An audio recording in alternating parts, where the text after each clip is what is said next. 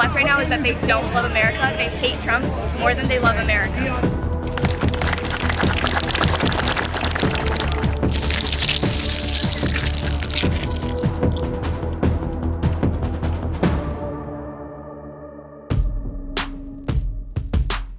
Congresswoman Rashida Tlaib says she won't be going to Israel after all, saying the country was imposing, quote, oppressive conditions on her visit. Israeli officials had reversed course on their refusal to admit the lawmaker, saying they'd make a humanitarian exception for Tlaib to be able to visit her grandmother. But the deal came with strings attached. Tlaib had to promise not to promote boycotts against Israel while she's there. The CEO of Hong Kong-based airline Cathay Pacific is resigning after 10 weeks of protests that have taken a toll on the company's bottom line and its independence. While it's unclear whether China had a direct say in Rupert Hog's departure, the move comes days after the airline gave in to Beijing's demands that it bar any employees who took part in protests from working on flights to the mainland. Nike's expanding its promise not to dock pay from its sponsored athletes who become pregnant, protecting their salaries for 18 months, including 10 months after childbirth. The company had introduced a 12-month policy last year, but athletes complained it wasn't enough, leaving them without guaranteed income until they were ready to compete again. Greenland is not for sale, according to its foreign minister. It's not something a country would have thought it needed to say. That is, until President Trump reportedly started asking his staff about buying the island from the Kingdom of Denmark. If Trump did make an offer, he wouldn't be the first. In 1946, Denmark rejected an offer from President Harry Truman's administration to buy Greenland for $100 million in gold.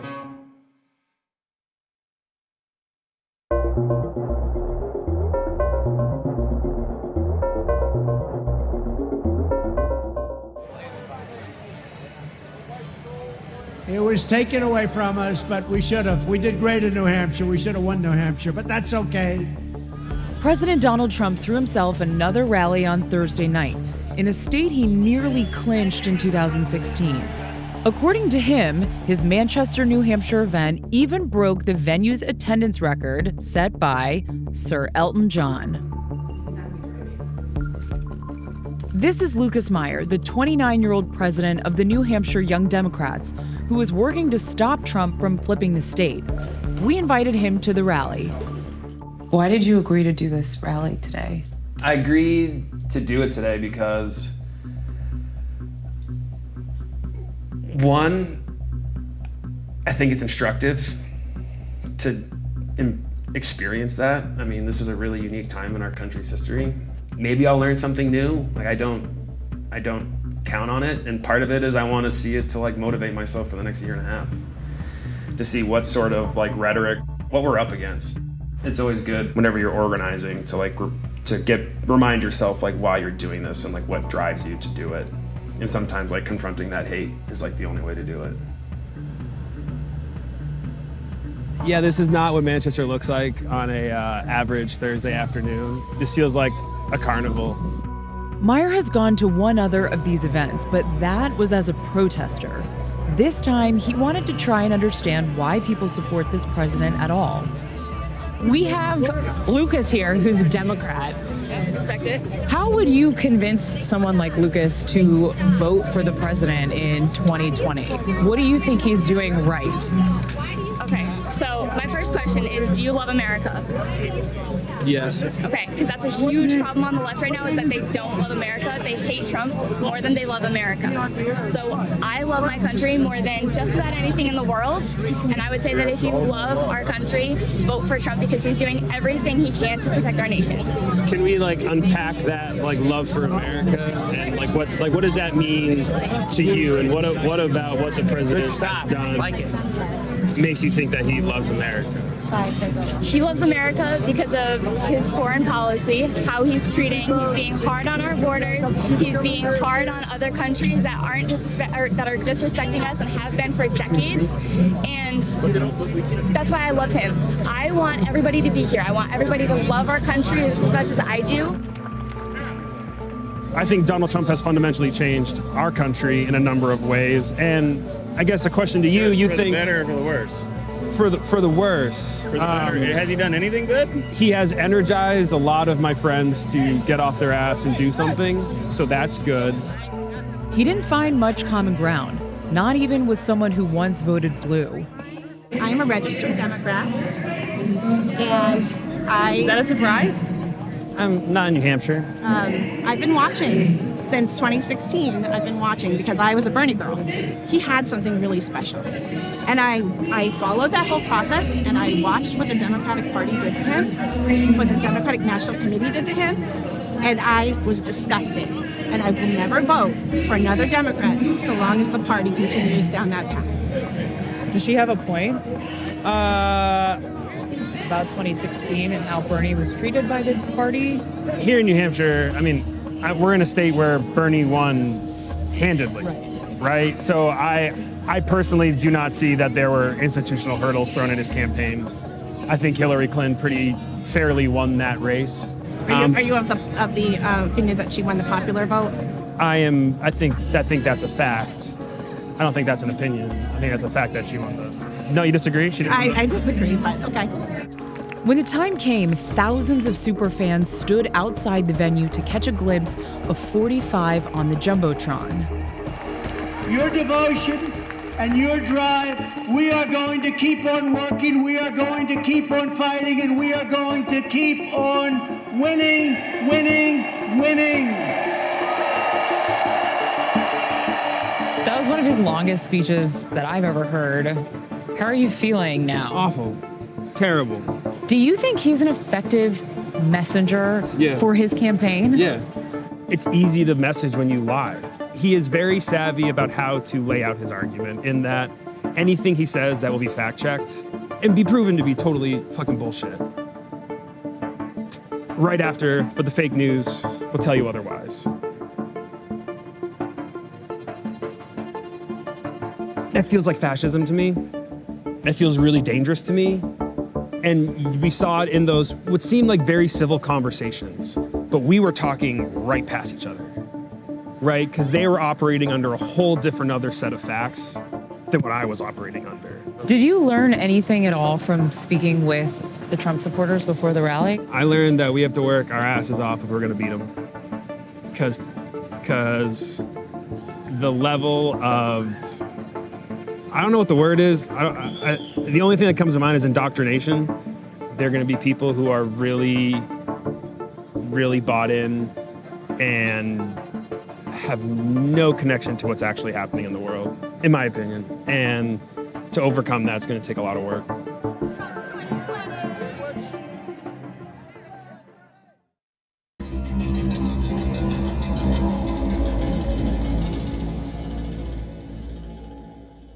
The latest round of negotiations between the US and the Taliban finished earlier this week in Doha. The talks are meant to bring an end to America's 18-year war in Afghanistan, the longest in its history. And there are signs the two sides are inching closer to a deal. In a tweet Monday, Zalmay Khalilzad, the US Special Representative for Afghanistan, said that they were down to just technical details. While neither side has revealed much, the general blueprint is known. It includes a US troop withdrawal. There are still 17,000 American soldiers there today. In return, the Taliban must agree to a ceasefire with the US and a power-sharing deal with the Afghan government. These are major concessions, but the US actually has a lot less leverage now than it did 10 years ago. When President Barack Obama came into office, he had a choice: negotiate with the Taliban or send more troops. His top advisor on Afghanistan, Richard Holbrooke, was in favor of making a deal, but Obama doubled down. And as Commander-in-Chief, I have determined that it is in our vital national interest to send an additional 30,000 U.S. troops to Afghanistan. After 18 months, our troops will begin to come home. These are the resources that we need to seize the initiative while building the Afghan capacity that can allow for a responsible transition of our forces out of Afghanistan. Vali Nasser was part of Holbrooke's team. Holbrooke was the lone voice in the administration who argued the Taliban are an entrenched, tenacious guerrilla force that is fighting for a nationalist cause in an extremely difficult terrain. And they're going to get us in a situation that victory means putting more and more and more resources to no end, and we're going to find ourselves in a bad place. And that we really should pursue, at least test the proposition whether there's a political solution to this war.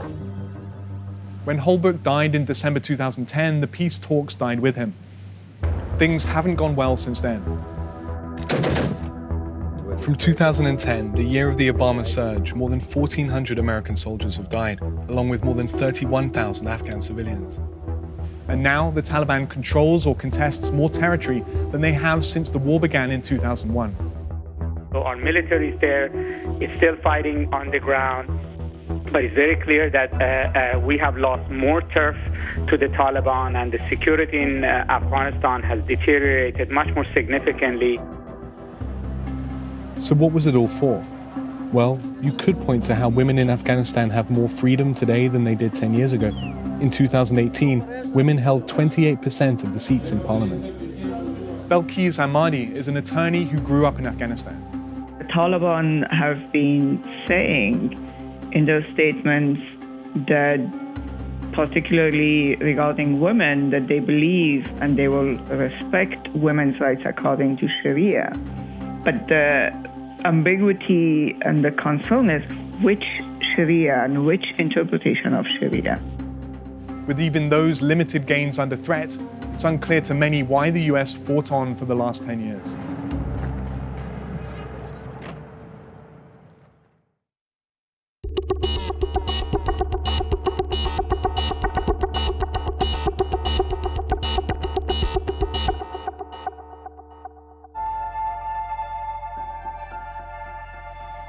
Ну вот приблизительно на этом месте памятник изначально находился.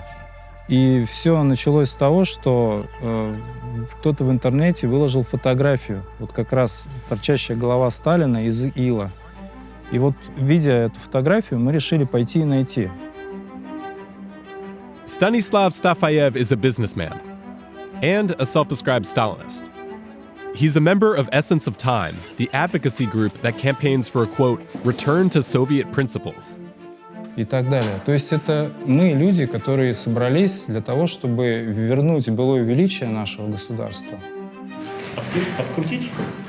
Нет, я просто как бы притяну поддону. То есть это мы, члены организации, просто из своего кармана скидываемся. After his death in 1953, thousands of monuments erected in Stalin's honor were torn down in recognition of the millions killed or imprisoned during his rule. Больше не буду говорить. But today, a growing number of Russians have a different view.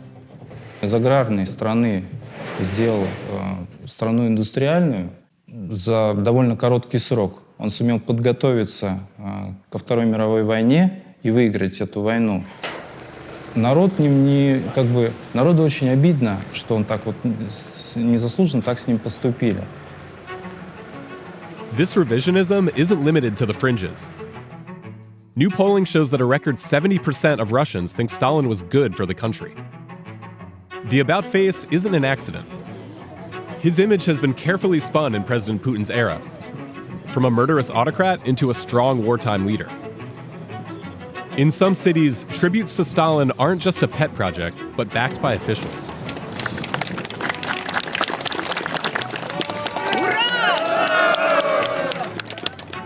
Долг защищать историю, защищать нашу победу. Не давать ее залапать грязными руками, оболгать. А почему бы нельзя поставить, все-таки такой человек был. Благодаря ему и Жукову была Великая Отечественная война. Вот и все. Putin's revived much of the Soviet pomp that began under Stalin, like the old national anthem, a medal given to, quote, heroes of labor, and Victory Day parades celebrating the day World War II ended. Every village, town, and city across the Federation organizes its own celebrations on what is now a national patriotic holiday. But as Russia deals with economic stagnation and growing political unrest, this kind of nostalgia is starting to tarnish Putin's image. Ну, тут не мне судить, что вот он что-то какие-то делал там. Просто по сравнению с нашим правительством, мне кажется, сейчас Ну, Сталин это вообще бог. Немножко вперед подай. Еще. Стоп! На середину. Под балку. Все. Стоп. Да, здесь проблема в том, что Владимир Путин, он достаточно хорошо умеет работать с элитами. То есть это такой как бы компромиссный для всех вариант. И несмотря на то, что страна медленно угасает, падает. About half of Russians aged 18 to 24 don't even know about Stalin's repressions. Подход к истории, он сверху все более и более устанавливается. На мой взгляд, это абсолютно не исторический взгляд. Andrei Suslov is the author of a guidebook to help teachers explain this history to their students. It was banned after a campaign by Essence of Time claimed it was, quote, dangerous to children's health. Части людей кажется, что если им найти вот эту сильную руку типа Сталина, все вопросы будут решены. Естественно, они воспроизводят мифы. То есть очевидно, что при Сталине не было никакого порядка. При Сталине была масса элементов хаоса. Вообще вот это самая поврежденная часть у памятника. И произошло это вследствие того, что она была ближе всего к поверхности воды. Отсутствует правая рука, которую мы, к сожалению, пока не нашли. Ну, соответственно, будем ее восстанавливать по фотографиям. Момент первый, то, что в народной памяти имя Сталина живет. И люди не согласны с тем, что пишут, особенно либеральные СМИ, про эту личность. Это первое. Второе — это беспредел чиновников, который происходит везде в нашей стране. То есть имя Сталина, оно тоже каким-то образом ассоциируется с порядком, который ему удалось навести в стране в период его деятельности. И людям это очень необходимо, вот современным россиянам.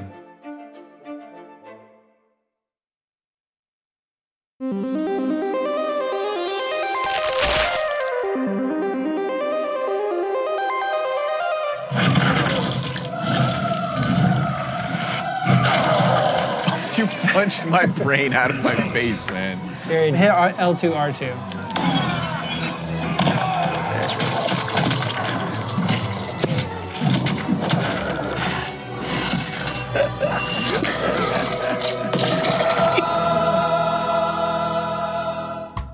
This is NetherRealm Studios in Chicago, and it's where Mortal Kombat gets made. Yeah, so this is the hallway where we've got all the games and awards and stuff. The Mortal Kombat The belt. champion belt, which has a sign on it that says do not touch, so I'm not going to touch it. Through here we've got the classic MKs. Mortal Kombat 1, Mortal Kombat 2, Mortal Kombat 3, Mortal Kombat 4.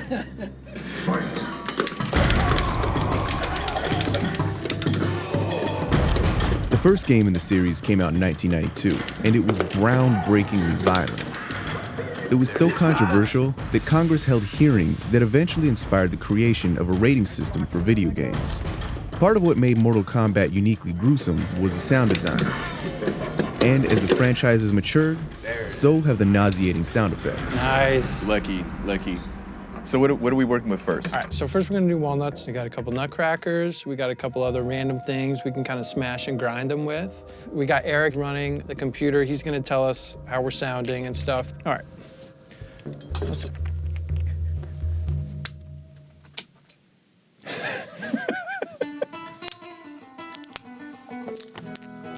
So all this stuff sounds really small now, but when we take it into my office later and start messing with it, it's gonna sound a lot different than this. It's gonna be really cool. Can I try one? Yeah, go for it.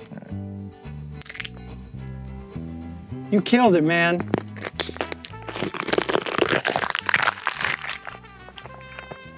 That one right there was good. Yeah, that one right there, yeah.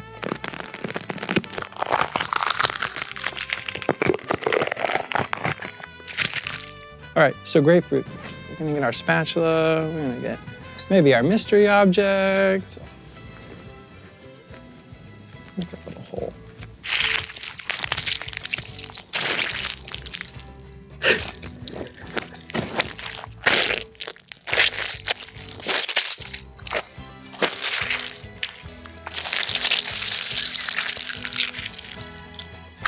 All right, I think that one's pretty much spent. Okay.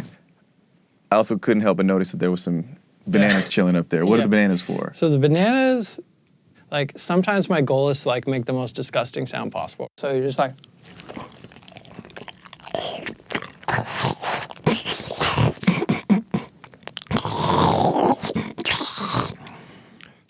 Pretty gross, right? All right, you can do it again? No, you're gonna do it. Bro, I'm good. You good? Now that you've heard it, you're like, no, I'm not gonna do that. You don't have to do the vocal performance. Just chew it. Just chew it real close to the mic. I'll give it a shot. Okay. All right.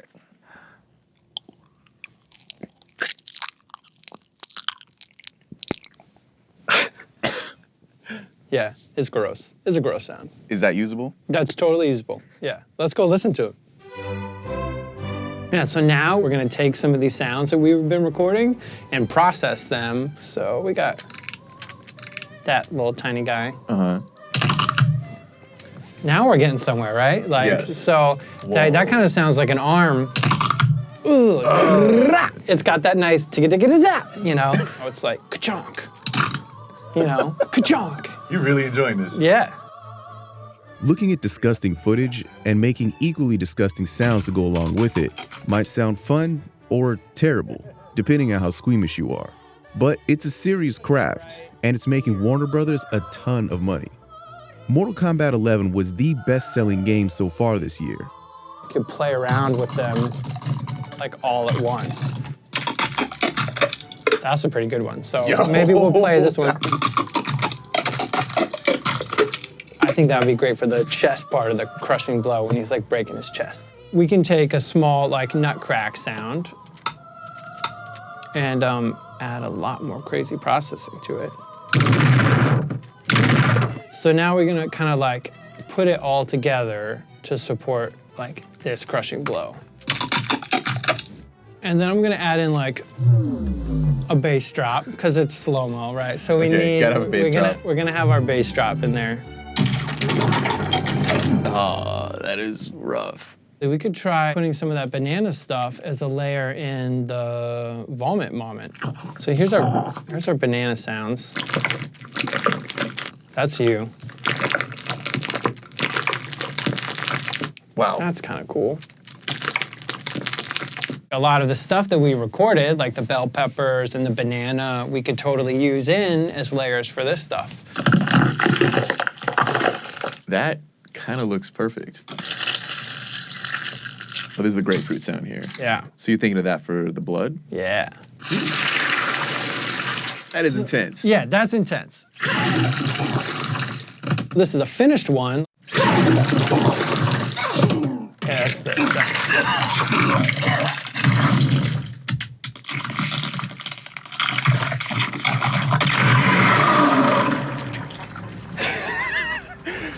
On average, it takes like a day to 2 days to do the sound for one fatality. It's a lot of work that goes into making the sounds for like one character, let alone the whole cast of the whole game.